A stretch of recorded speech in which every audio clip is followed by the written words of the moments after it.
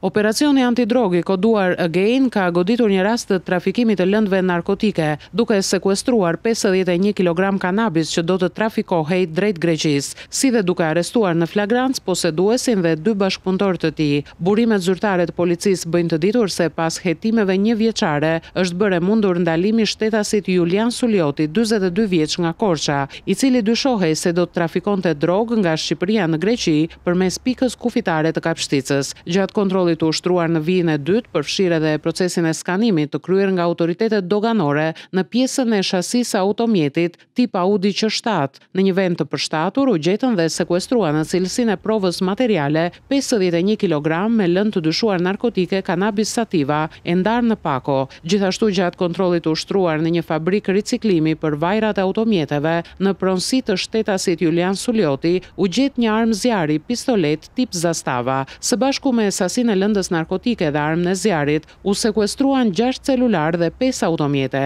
Nga hetimet e kryera dyshohet se bashkëpunëtor të 42 vjeçarit në këtë veprimtari kriminale ishin edhe 2 shtetas të tjerë, Endri Merolli, 28 vjeç dhe Stelio Sulioti, 24 vjeç, të 2 banues në Korçë. Në bashkëpunim me prokurorin po vijojnë hetimet për dokumentimin e plot të këtij rasti dhe për vënien përpara përgjegjësisë ligjore edhe të shtetasve të tjerë të implikuar në këtë veprimtari kriminale.